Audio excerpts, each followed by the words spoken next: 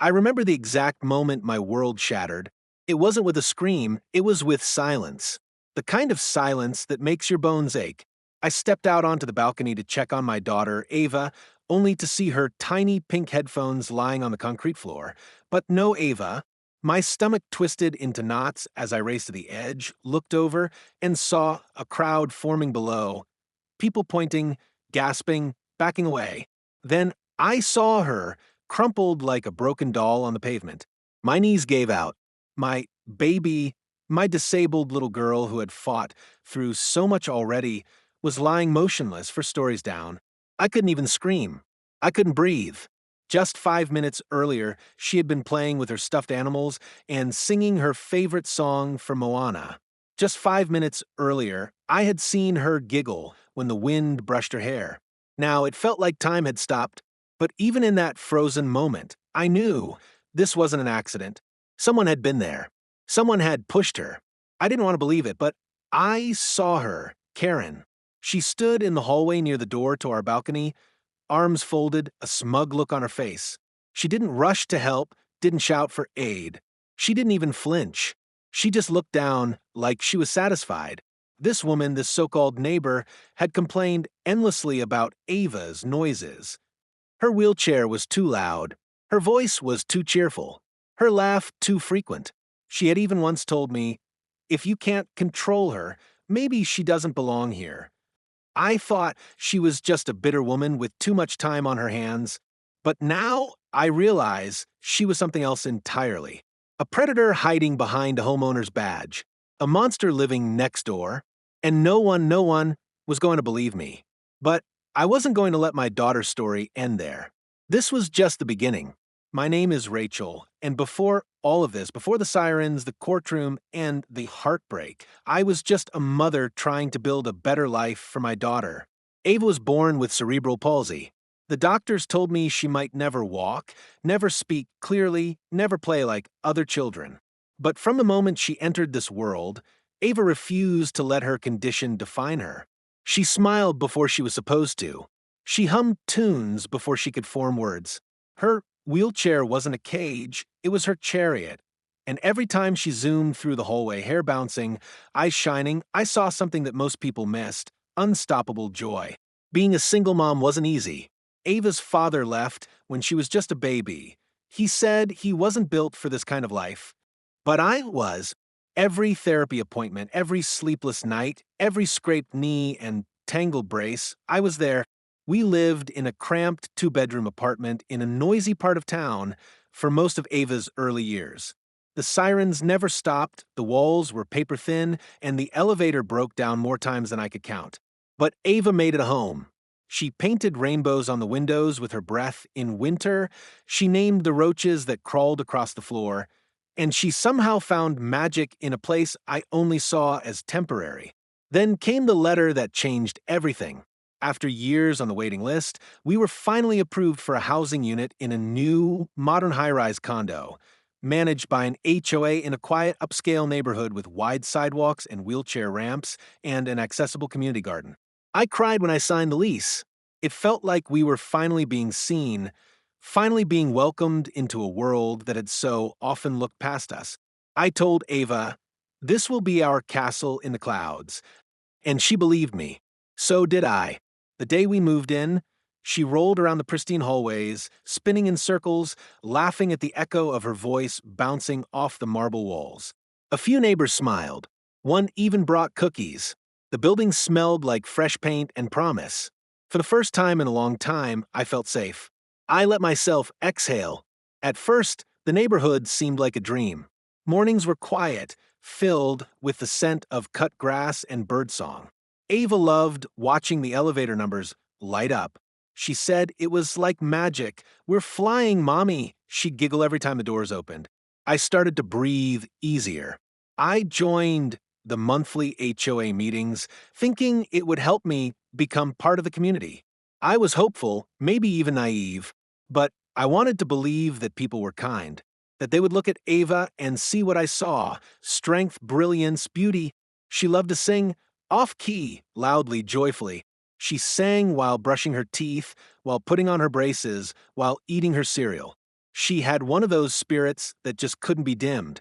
I thought our neighbors might find it charming. Some did, but others didn't. A few times, I'd catch an eye roll when she whizzed by in her chair.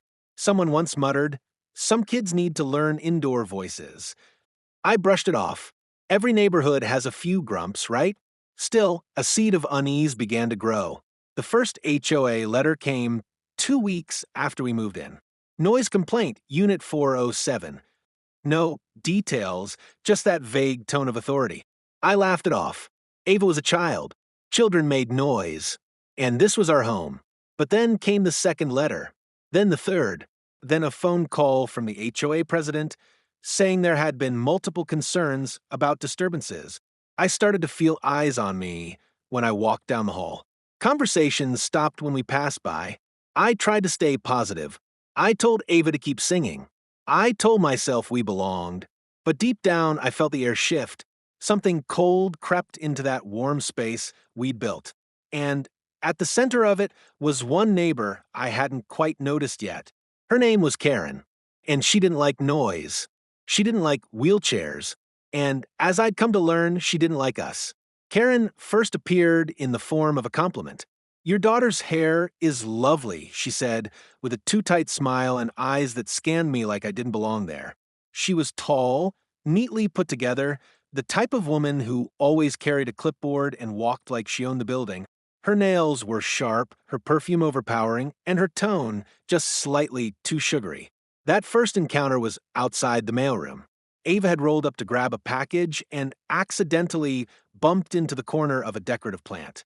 Karen's hand flew to her chest like someone had screamed, but instead of concern, her words came coated in a strange stiffness. "It's okay," she said slowly.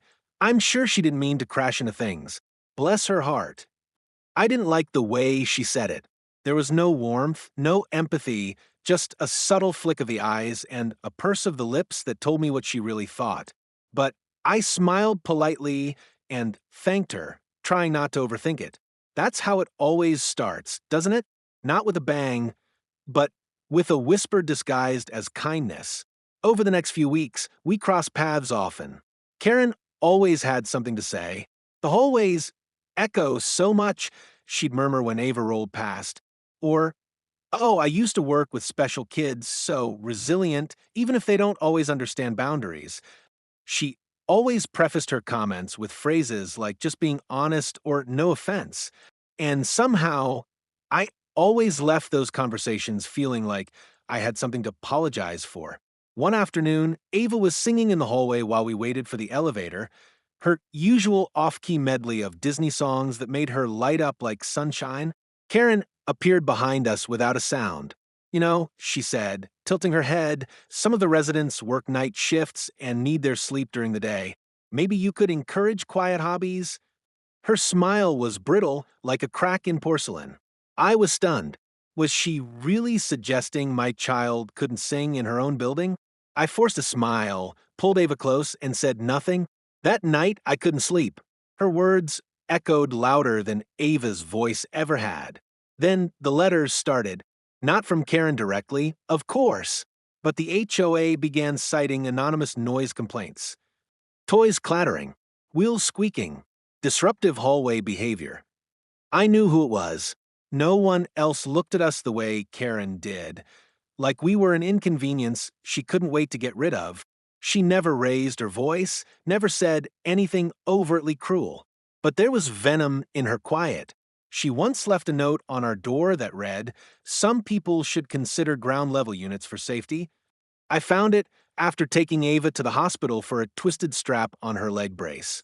I wanted to confront her, but she was always just out of reach, appearing innocent to others, helpful even.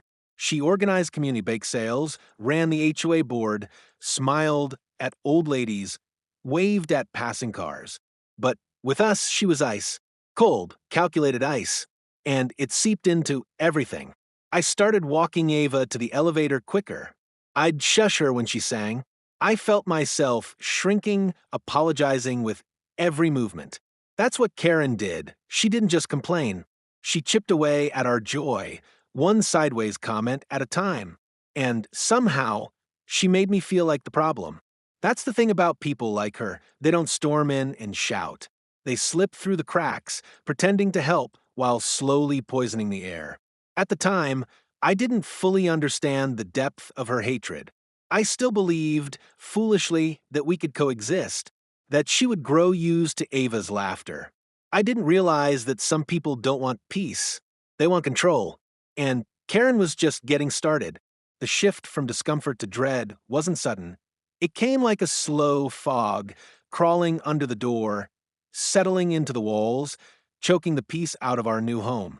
The first official HOA warning letter was just one page, printed on high-quality paper, folded neatly, and slid into our mailbox.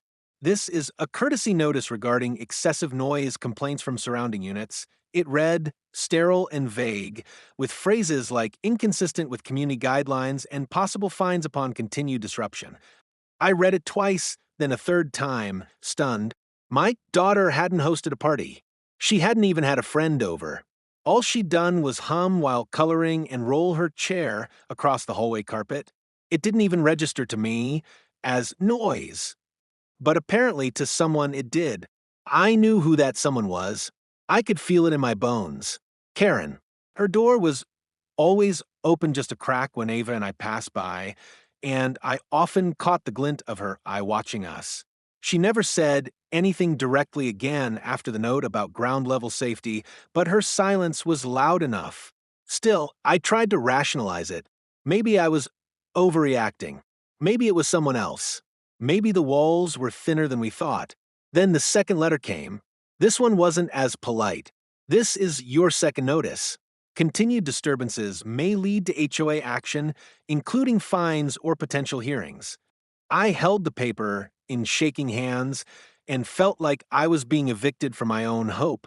That night, I sat in the hallway and recorded the ambient noise with my phone. Nothing. Just the occasional elevator ding, my daughter giggling to herself, a faint thump from someone above. That was it. But I started recording every night just in case. I couldn't sleep. Every creak of the floorboards made me flinch. I kept the lights dim, so no one could see too clearly into our windows. I felt like a prisoner tiptoeing in my own home. Ava, too, started to sense the change. She asked me one morning, "Mommy, why are you sad when I sing now?" I didn't have the heart to tell her the truth. I just smiled and said, "I'm not sad, baby. I'm just tired." But the truth was, I was terrified. Karen's presence began to spread like mold. One evening, there was a loud, deliberate knock on the door, sharp and punishing 3 times. When I opened it, no one was there. Just a piece of paper taped to the frame. Be respectful. Some of us need peace and quiet. No name, no signature, just the echo of that awful knock in my chest. I reported it to the HOA. They said there was no evidence of harassment and that neighbors have a right to voice concerns. I asked for details. Who complained, what they complained about. They refused. Anonymous system, they told me, to protect community harmony. I felt like I was screaming into a void while being slowly strangled by invisible hands. I installed a security camera above our door, not fancy, just enough to catch the hallway. That very night, someone smeared something sticky over the lens. I didn't have proof it was Karen, but no one else in the building looked at us like we were roaches under a shoe. Then came the whispers. I'd walk past the lobby and hear them. Faint but unmistakable. "She's the one with the special needs kid, right? Poor thing. But I hear she's a bit wild. Maybe they should be in a facility that's better suited." I wanted to scream. I wanted to defend my daughter's joy, her freedom, her right to exist without being treated like a problem. But every time I opened my mouth, I felt the weight of 100 eyes waiting for me to snap. So I swallowed my pride and folded into myself. I stopped going to the HOA meetings. I avoided eye contact in the elevator. I rushed Ava from point A to point B like we were fugitives, and still, the letters kept coming. I tried to talk to Ava about keeping her voice down, just until the neighbors got used to us.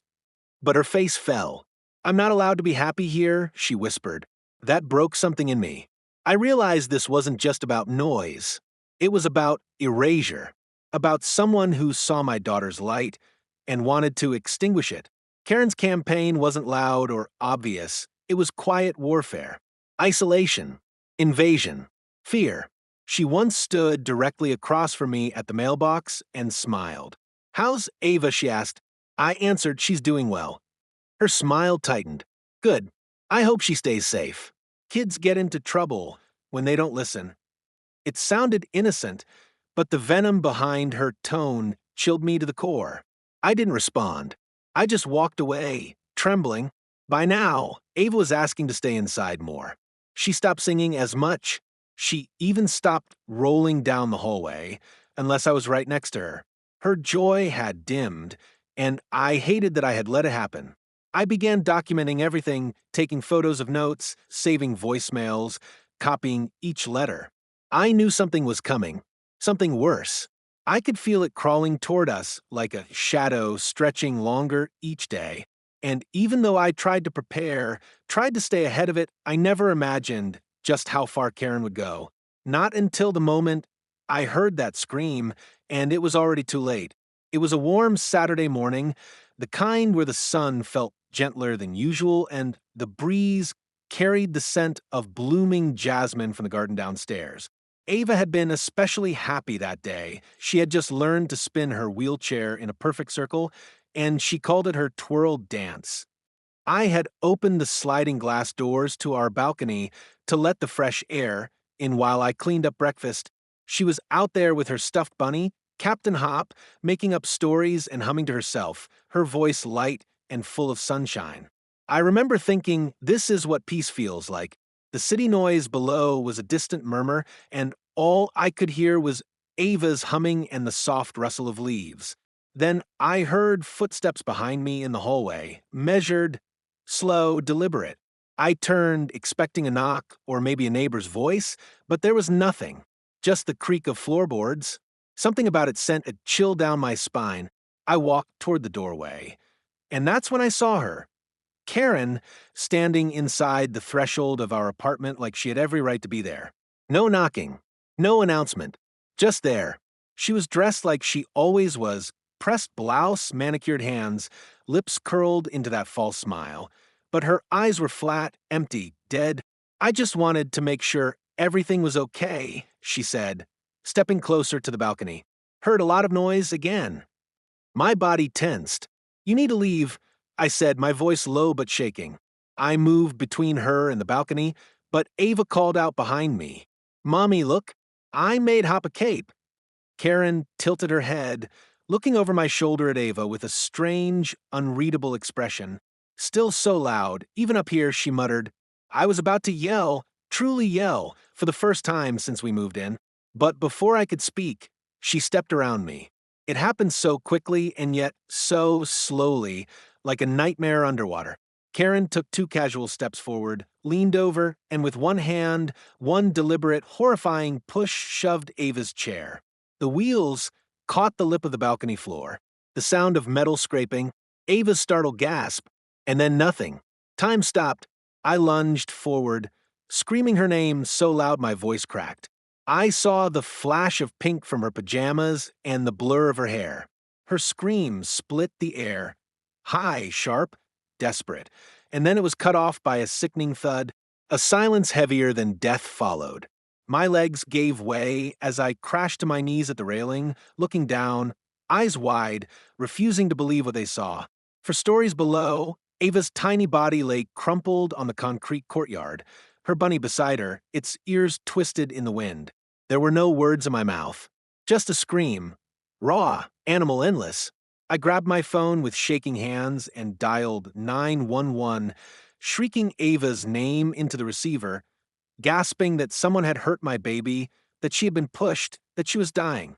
Sirens wailed in the distance, but they sounded so far away, like echoes from another world. I looked back at Karen, who hadn't moved. She stood still, arms at her sides, face calm, lips pressed into that same practiced, artificial smile. She just rolled too close, she said softly. These things happen. I wanted to kill her. In that moment, I truly deeply wanted to destroy her. But I couldn't move. I couldn't even breathe. I could only crawl back toward the balcony rail, stare down at my daughter, and pray that the ambulance would get there in time. I rushed down the stairs barefoot, screaming at the doorman, pounding on the emergency button. My heart felt like it was being ripped from my chest. When I reached her, two neighbors were already by her side, one calling the paramedics, the other trying not to cry. Blood stained the pavement beneath her head. Her eyes were closed. Her little fingers still curled around Hop's ear. "Please," I sobbed, kneeling beside her, brushing her hair from her face. "Please stay with me, baby."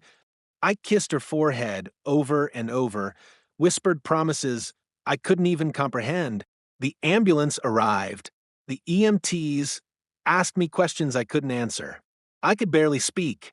All I could do was repeat the same three words like a mantra. She was pushed, she was pushed, she was pushed, and as they lifted her tiny, fragile body onto the stretcher and wheeled her away, I looked up and saw Karen watching from the balcony above. No panic, no guilt, just a vacant expression that chilled me to my core. The crowd murmured, people pointed, phones were out, but I didn't care. My daughter had just fallen or been thrown from a place I thought was supposed to be our safe haven, and the woman who had done it was still standing there, untouched, unbothered. That's when I knew this wasn't just a tragedy. It was war, and I was going to make sure everyone knew the truth. The hospital room was a symphony of beeping machines and hushed footsteps, a sterile cage where hope and fear collided with every breath my daughter struggled to take. Ava lay unconscious, bandaged and bruised, her small body lost in the sea of wires and tubes keeping her alive. I sat by her side, holding her hand, whispering prayers into her ear, begging her to come back to me, to open those beautiful eyes and tell me it was all just a nightmare. But beneath the sorrow, a new, sharper pain began to bloom, rage. I knew what I had seen. I knew what had happened. But when the police arrived to take my statement, their faces were already painted with disbelief. "Are you saying this was intentional?" one officer asked, raising an eyebrow, pen tapping against his notepad. "You believe a neighbor pushed your daughter off a balcony?" I wanted to scream. I wanted to grab his collar and drag him to the exact spot where Karen had stood, where she had watched Ava fall without flinching, but all I could do was nod and choke out, "Yes, she pushed her." The second officer exchanged a glance with the first, then softened his tone like I was a child making up a story. "Ma'am, there's no surveillance out there. No witnesses. It's likely your daughter rolled too close to the edge. Accidents happen." Accident. The word echoed in my skull like a hammer. That wasn't an accident. That was murder in a smile. And yet, everywhere I turned, I was met with doubt. When I contacted the HOA, hoping they would at least hold Karen accountable for trespassing into our apartment, they responded with a form letter. "We have reviewed the matter and found no violation of community standards. We extend our sympathies for your family's unfortunate incident." Unfortunate incident. No mention of Karen. No apology. No follow-up. I tried calling the HOA president directly, but he brushed me off, saying he couldn't speculate on personal disputes between residents. He sounded more annoyed than concerned, like I was disrupting his day with my daughter's near-death. And Karen? She acted as if nothing had happened at all. I saw her in the lobby 2 days later. She looked me straight in the eye, offered a faint smile, and said, "Hope she recovers. Poor little thing must have leaned too far, huh?" It was the first time I truly understood what gaslighting felt like. She was rewriting the story, casting herself as the concerned neighbor and me as the careless mother. The neighborhood turned colder by the hour. Some people avoided eye contact. Others whispered as I passed by. One woman even had the nerve to suggest that maybe I shouldn't have let Ava on the balcony without constant supervision. As if it were my fault. As if Karen had nothing to do with it. I stopped sleeping. I started scanning every hallway corner, every elevator camera, looking for proof, anything to make someone believe me. I posted online, hoping to find anyone who had seen Karen that morning, but the silence was louder than ever. It felt like Everyone had closed ranks around her. She was on the HOA board, after all. She was respectable, established, untouchable. I, on the other hand, was the outsider, the single mom with the disabled kid who made too much noise. But I refused to accept their version of the truth. I started documenting everything, printing every HOA letter, saving timestamps, recording my thoughts. I visited the building management and demanded to know why there were no cameras on the balcony floors. I filed a formal complaint against Karen. I contacted lawyers, reporters, anyone who might listen. Most didn't. Some said there wasn't enough to go on. A few said it was too risky. But one voice, just one, finally said, "Let's fight this." That's all I needed. Because I wasn't going to let them bury what happened. I wasn't going to let Ava's story be twisted into an unfortunate accident. She deserved better. And if no one else would bring Karen to justice, then I would, with or without them. Something inside me changed the moment I realized the system wouldn't save my daughter. When the police shrugged, when the HOA dismissed me, when the neighbors turned away, I stopped begging to be heard and started preparing to be reckoned with. I wasn't just Ava's mother anymore. I was her sword, her shield, her voice when the world tried to silence her. I hired a lawyer, one who didn't flinch when I told her what happened, one who looked me in the eye and said, "We're going to find a way." Her name was Maya, and from that first meeting, I knew she wasn't afraid to go up against people with power and fake smiles. Together, we started gathering evidence. I gave her the HOA letters, the voicemail complaints, the security cam footage showing Karen lurking in the hallway that morning. It wasn't direct proof, but it was a pattern, a shadow that kept getting darker with every file we opened. I tracked down a former resident who had quietly moved out months before us. He remembered Karen. She made life hell, he told me, complained when my baby cried, said we were lowering the property value. I didn't fight her. We just left. I recorded the conversation. Then we found another, an elderly woman who said Karen once yelled at her for using a walker too loudly in the hallway. She hates anything that reminds her the world isn't perfect, the woman whispered, especially people who need extra care. Still, the building was full of people who wouldn't speak up, people who smiled at Karen and feared her in equal measure. The ones who thought if they stayed silent, they wouldn't be next. But I kept pushing. Maya filed civil charges for negligence, for harassment, for emotional distress. We subpoenaed the HOA for access to all complaint records filed by Karen. Turns out she had lodged over 70 complaints in 3 years against parents, disabled tenants, even the maintenance staff. We had enough to paint a portrait of who she really was. Not a concerned neighbor, but a chronic aggressor hiding behind policy and privilege. We leaked the story, anonymously at first, to a local blog that covered HOA corruption. Wheelchair-bound girl plunges from balcony after HOA dispute, the headline read. It went viral. Hundreds of people commented, shared their own horror stories. Other families with special needs kids reached out. Some had been pushed out of neighborhoods, out of schools, out of jobs.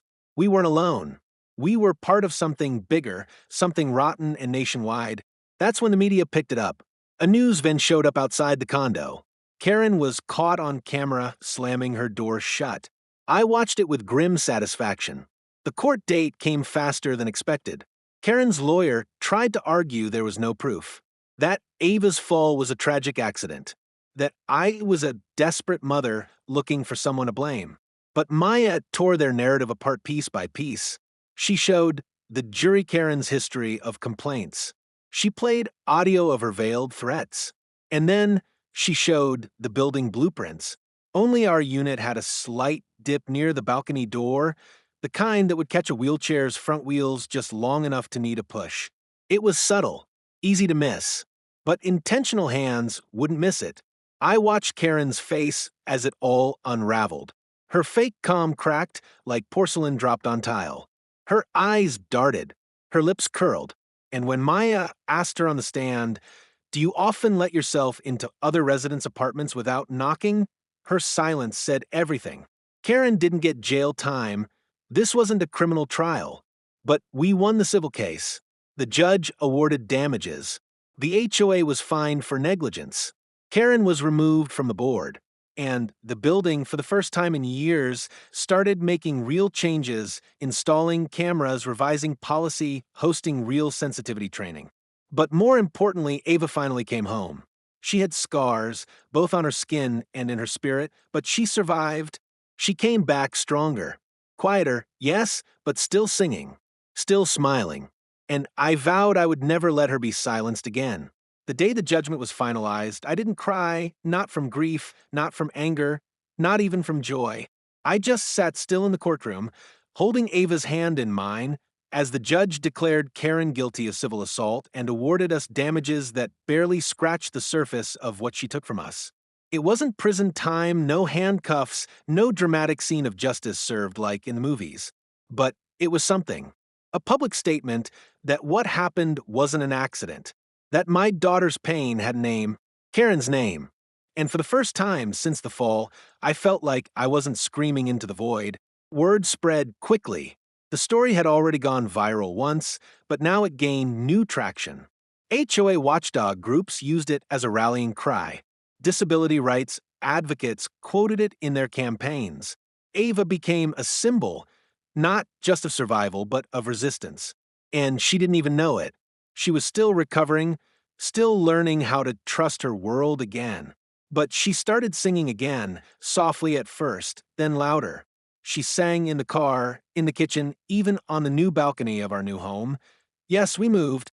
I couldn't bear to stay in that building another day. The very air felt stained. So we left, took the settlement money, and started fresh in a community that actually lived up to its name.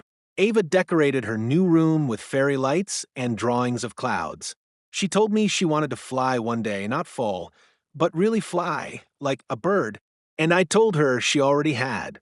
Karen, on the other hand, disappeared from the building not long after the trial. Rumors swirled. Some said she left the city. Others said she moved in with a relative, trying to escape the shame. Her smug smile was nowhere to be seen. And though a part of me wanted revenge, wanted her to suffer publicly the way we suffered privately, I realized something deeper. Justice isn't always about punishment. Sometimes it's about truth, about reclaiming your voice, about standing when the world tries to knock you down and saying, "I'm still here." And Ava? She's still here, alive, healing, laughing again. She tells me she doesn't remember the fall, and maybe that's a blessing. But she remembers the love. She remembers that I never gave up on her. And neither will I, because in a world full of Karens, sometimes all it takes is one mother, one voice, one little girl who refuses to be quiet to change everything. Evil doesn't always wear a mask. Sometimes it wears a name tag and sits on an HOA board. It waves politely. It bakes cookies. It hides behind community rules and whispers about what's appropriate and what doesn't belong. But make no mistake, it can live right next door. My daughter was nearly silenced forever because someone thought her joy was too loud, because someone believed that control mattered more than compassion. But what Karen didn't realize is that you can't kill light with cruelty. You can't destroy a spirit that's built on love. And you definitely can't break a mother who refuses to back down. If you're watching this and you've ever felt like you were being pushed out, targeted, harassed, or silenced by your HOA or someone hiding behind neighborhood order, you are not alone. We see you. We hear you. And your story matters.